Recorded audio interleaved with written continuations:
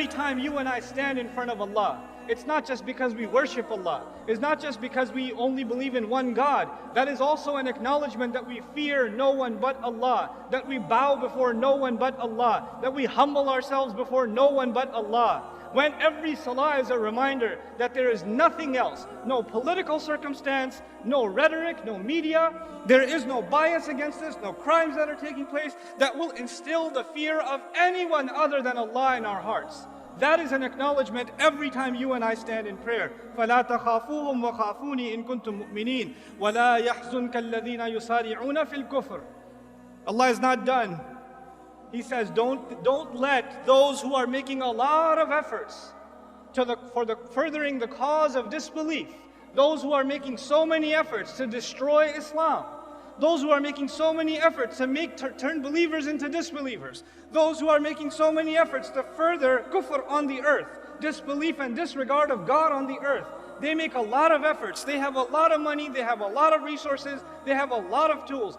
Don't let all of their efforts ever worry you. لا يحزنك الذين يسارعون في الكفر. This is a principle of the Quran. We have forgotten this principle. Ustad Nouman, have you seen what they're doing on this website? Do you know this video that they made? Do you know what they said on CNN? Do you know what they said on Fox? Why don't you just recite لا يحزنك الذين يسارعون في الكفر? Don't let their efforts and their schemes and their propaganda ever worry you. إنهم لن يضروا الله شيئا. I love this part. إنهم لن يضروا الله شيئا. They, no doubt about it, can't harm Allah at all. I'm baffled by this statement. Allah said, don't worry about their schemes and their plans and their plots and their propaganda. They can't harm who at all? They can't harm Allah at all. I'm not worried about them harming Allah. I was actually kind of worried about them harming me. So I was expecting Allah will say, don't worry about their schemes, they won't harm you. But Allah says what instead? Don't worry about their schemes, they can't harm Allah. Why is that? Because Allah is our protection. It's like Allah is our shield, and they can't do anything about this shield. So you're safe, because you're with Allah. You're with Allah. They can't harm Allah. So you have nothing to worry about. لَإِنَّهُمْ لَن يَضُرُّوا اللَّهَ شَيْئًا. Then why is Allah giving them this opportunity to scheme and plot and further their cause and make things more and more difficult for the believers? يُرِيدُ اللَّهُ أَلَّا يَجْعَلَ لَهُمْ حَظًّا فِي الْآخِرَةِ. Allah wants that they get nothing, not even a little bit of the akhirah. Meaning there are people that are evil and they want to continue to do more evil and undermine and continue the path of injustice and oppression. Allah says, I'd like to let you dig your hole a little deeper, because that little good you have left in you, you don't even deserve it. Let you do your evil.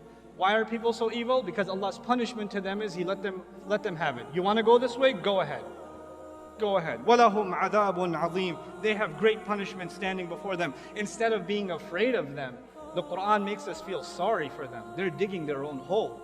إِنَّ الَّذِينَ اشْتَرَوُا الْكُفْرَ بِالْإِيمَانِ. Now listen to this part. Then he turns his attention to within our own ranks. There are those who sold their belief with disbelief.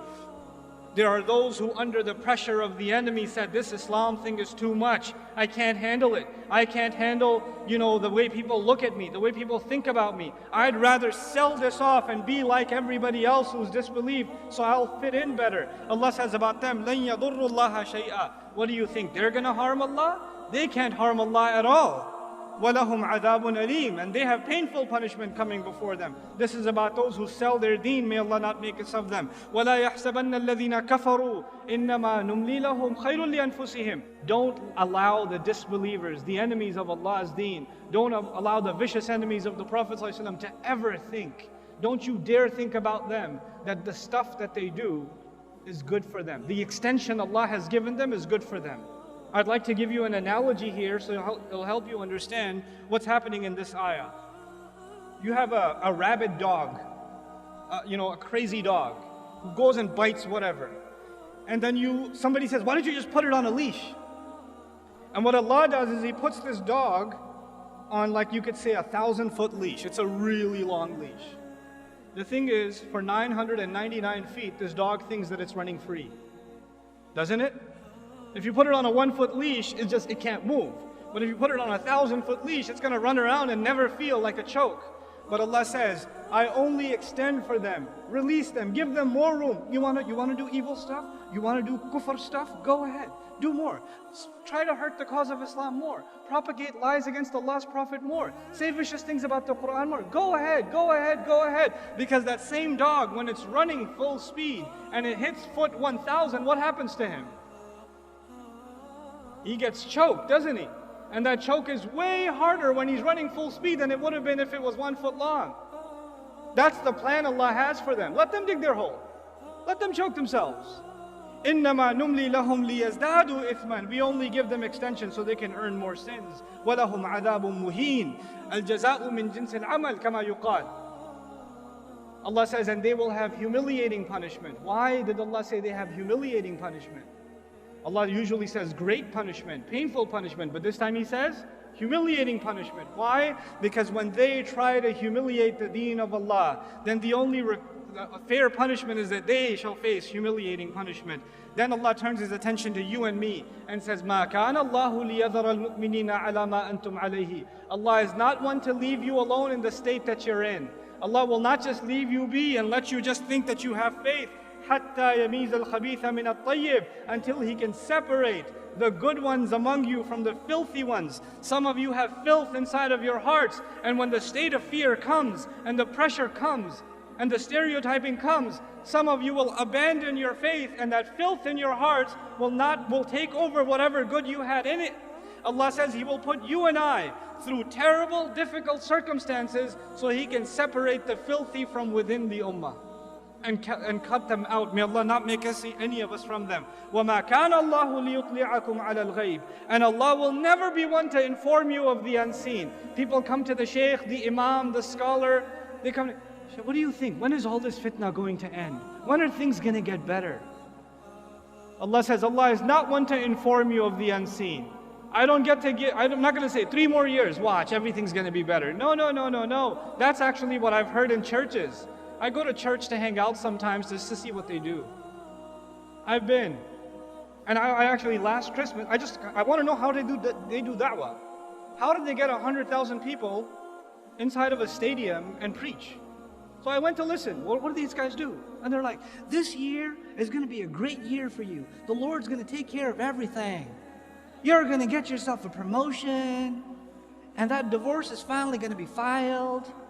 And you're going to do great this year. Because the Lord promises it. I was like, what? Lord promises this year is going to be great? You know? We don't have that in Islam. Like, is this year going to be better than next? When is Allah going to finish this fitna? Or when are things going to get better? Allah told us very clearly, so we're not deluded and we don't even ask that question. Allah will never be one to tell you what's going to happen in the unseen. And the future of the ummah is in the unseen. وَلَكِنَّ اللَّهَ يَجْتَبِي مِن رُسُلِهِ مَن يَشَاءُ. However, Allah does select from His messengers whoever He wants. Meaning Allah chose His messenger and decided to tell him what you need to know. Focus on what Allah told you and not what Allah did not tell you. Don't get obsessed with things that Allah Himself didn't give you. If it was valuable for you, Allah would have given it to you. So don't be so obsessive compulsive about unnecessary details. فَآمِنُوا بِاللَّهِ وَرُسُلِهِ وَإِن تُؤْمِنُوا وَتَتَّقُوا فَلَكُمْ أَجْرٌ عَظِيمٌ.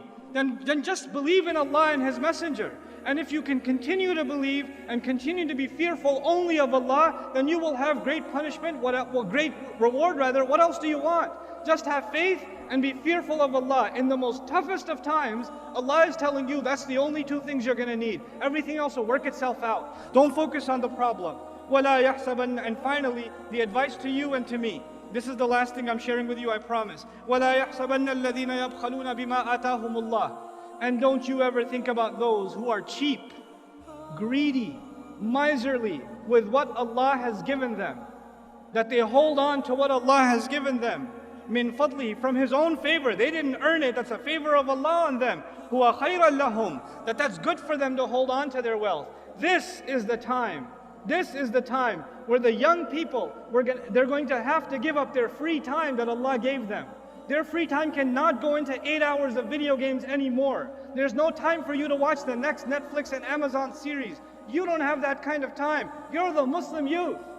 Allah has given you free time. Allah has given you talent. Allah has given you creativity. That creativity cannot go into you making stupid jokes on social media. It needs to be used in much more productive ways, because these people who Allah has given wealth and luxury and opportunity and health and talent, when Allah has given all of these things and they're cheap and miserly with it, they only use it for themselves. What does Allah say about them? That they think they get to use it for themselves is good for them? بَلْ هُوَ شَرٌّ لَهُمْ, it's bad for them.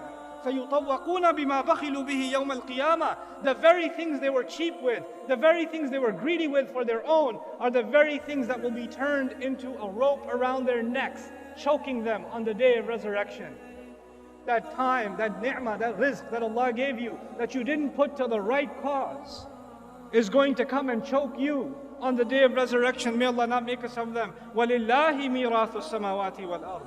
Man, what a thing to say. Allah alone owns the entire inheritance of the skies and the earth. What in the world is inheritance doing here? Allah is reminding you and me, whatever you own, whatever I own, whatever I enjoy in this life, I'm not going to get to keep it. At the end of the day, I'm going to be in the ground and somebody else will be driving my car. I'm going to be in the ground and somebody else will be wearing my clothes. And by the way, they won't be driving it for that long either. They're going to be in the ground too. Somebody else will be living in that house 100 years from now. Somebody else is going to be, eating the fruit of that tree that I have in my backyard. It's not going to be mine. And at the end of it all of it will be given in inheritance back to Allah. It's Allah's. Because everybody will be gone. Understand the temporal nature of the material world. Do not become materialistic in your goals, in your aspirations. Things Allah Azza wa Jalla is offering us in a time of great fitna, the only thing to worry about is what you will earn with Allah. Put your efforts in this world. Excel. Do your very best. But then again, if that's all you want to do for this life, then that is what is exactly choking you. It's going to choke you. It's going to destroy you. Our deen is so beautiful, such a balance between what we want in the next life and what we get in this life. It merges the two of them.